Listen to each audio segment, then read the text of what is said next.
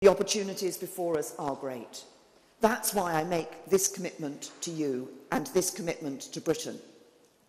If we stand together and you vote to back me and strengthen my hand, I'll fight to get the best Brexit deal for Britain.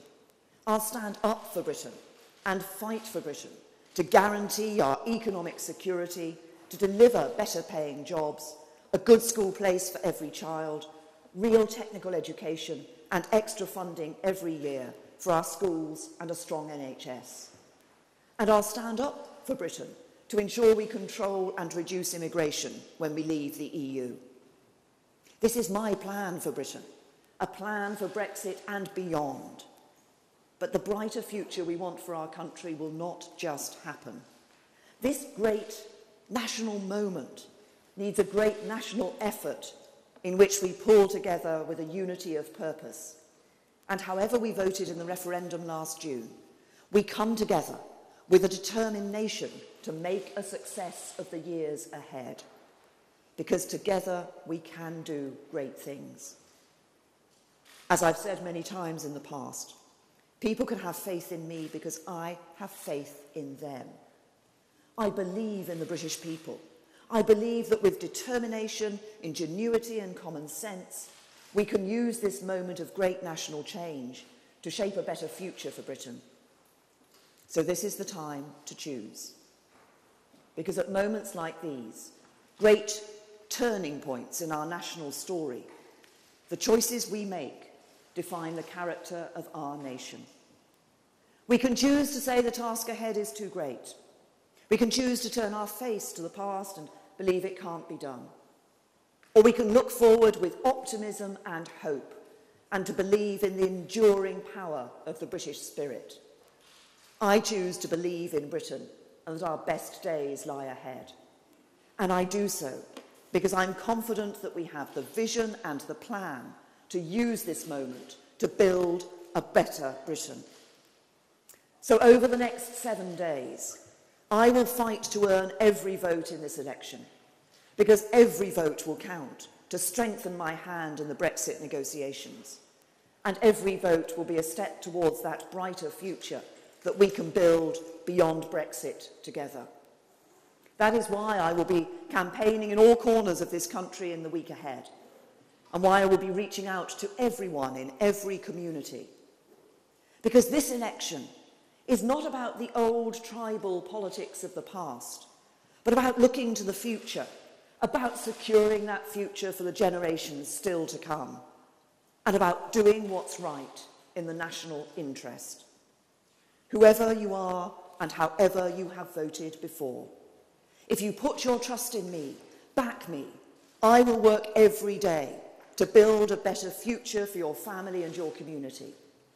If you put your trust in me, back me, I will work every day to make a success of Brexit and build a Britain our children and grandchildren are proud to call home.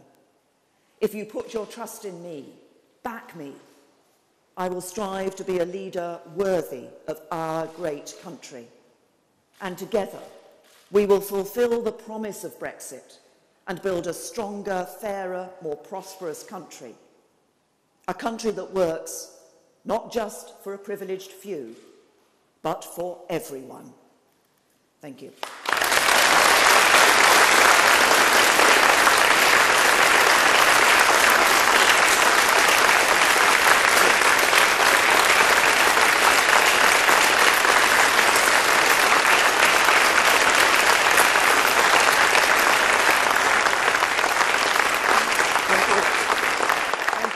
Thank you very much. I look over to the media. Who have we got? Ben.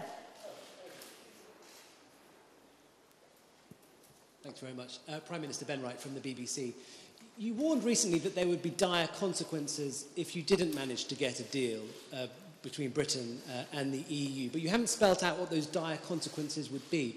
Please could you tell us now, and under what circumstances would you be prepared to walk away from the negotiations? Well, actually, in the speech that I've just given, I've pointed out some of the problems if we don't get the good deal from Brexit. But if I look at what a bad deal might look like, we've got, if you like, two groups here. We've got people in Europe who are talking about punishing the UK, And I think if we went down that route, then that would lead to a bad deal for us. And on the other hand, you've got people here in the UK and other political parties who seem willing to sign up to a deal, whatever the price of that deal. And I think they would end up with the worst possible deal at the highest price. That would be bad for our country, and families would pay the price.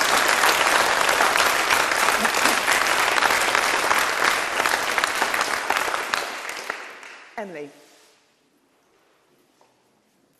Emily Morgan from ITV News. Prime Minister, I wonder if you can tell us how you think the campaign is going. Did you ever think in your wildest nightmares that the party would be where it is now, just a week before polling day?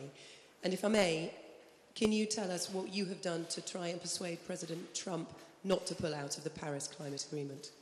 Well, first of all, the campaign, I'm doing what I've been doing right from the beginning of the campaign, which is getting out and about, getting around the country. I'll be in every corner of the country over the next few days, taking this message out to people of the clear choice that they have on the 8th of June, because there's only one of two people who's going to be Prime Minister, me or Jeremy Corbyn, but also talking about not just the importance of getting the Brexit negotiations right, but what kind of future we can build together beyond Brexit. Because the question people have to ask themselves is not about how they voted before, but who do they want to see leading this country in the Brexit negotiations and leading this country for the future. And you asked about President Trump and the Paris Agreement on climate change. We retain our commitment. We're a leading nation in the world in terms of dealing with climate change. And it was only at the G7 last week that I was making clear to President Trump, as were other leaders sitting around that table, the importance we attach to the Paris Agreement. Michael? Michael Crick from Channel 4 News. Isn't the reason why you're doing so badly is that whenever people ask you about policy, all we get are cliches and platitudes? And we've seen the same today. People think there's nothing there. Now, let's get something straight, shall we? You mentioned the £8 billion for the health service. You mentioned managing money. Where is the £8 billion coming from? Well, first of all, Michael, what we have published is a manifesto that addresses the big challenges that this country faces, not just over the next 5 years, but beyond. And we have set out clearly some of the hard choices that need to be made, but how we will address those challenges. You ask about extra funding being put into the NHS. Let's just look at our record of funding on the NHS. It is through the growth... just Mr. Two Microphones, just wait a minute. We have shown that with the growth of the economy, we are able to ensure that we are putting that extra money into the NHS. You've been at one or two of my speeches now, Michael. You will have heard me make the point in those and on a number of other occasions that funding the NHS depends on having a strong economy in order to be able to generate those funds. And that's a fundamental difference between...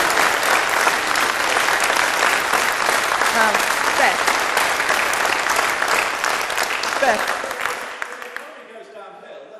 NHS won't be there then. Well, people should vote Conservative to make sure the economy doesn't go down.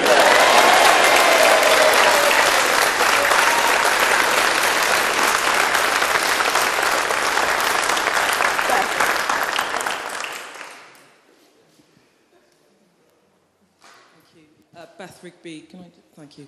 Beth Rigby, Sky News. Prime Minister, just to go back to Michael's point about the economy, you talk about immigration being too high.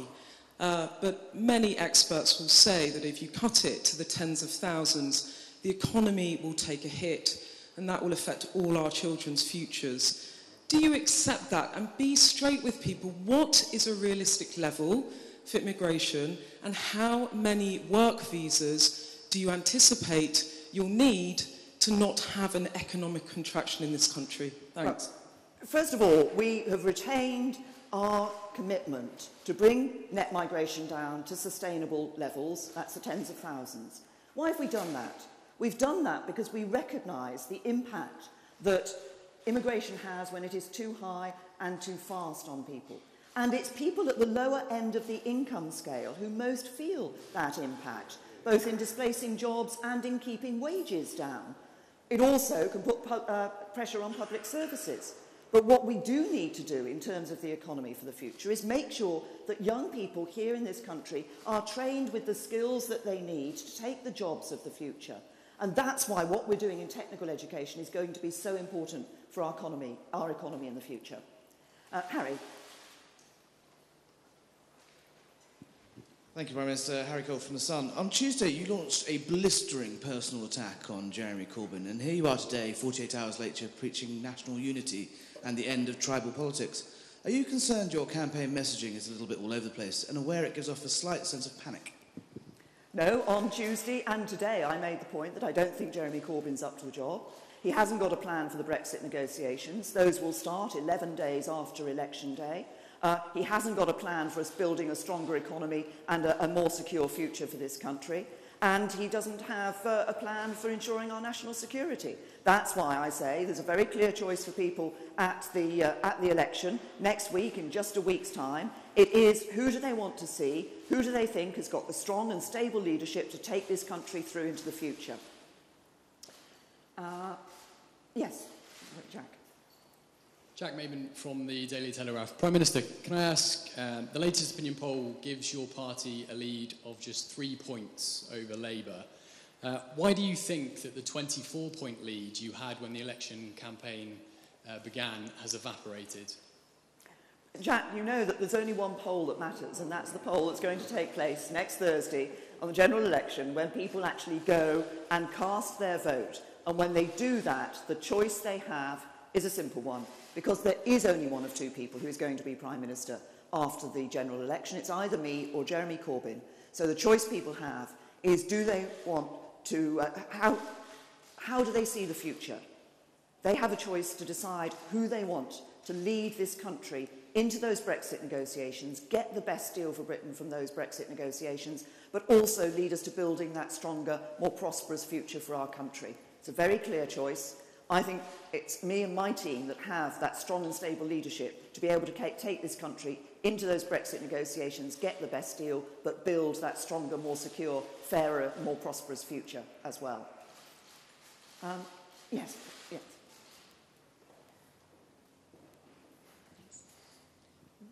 Heather Stewart from The Guardian. Prime Minister, you're a feminist.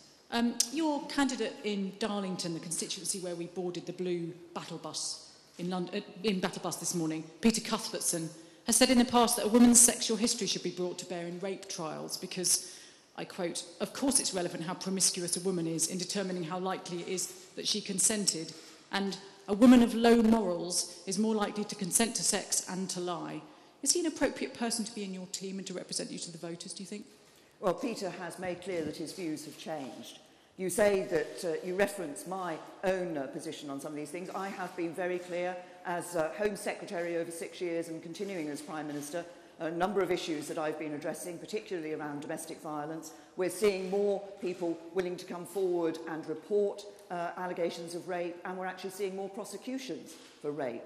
I think we have seen a step change in the way that the police and the criminal justice system deals with these cases, but we need to keep looking at this. That's why we've announced that we will bring in a single piece of domestic violence legislation with a clear definition of domestic violence, because we need to keep ensuring that we're dealing with this so that we eradicate this abuse of women that we see in our country. And it's not just abuse of women, of course, because domestic violence can take place against men as well, and we should never forget that. Ben. Thank you, Prime Minister. Ben Glaze, Daily Mirror. If I can just bring you back to President Trump and Paris. You said over the weekend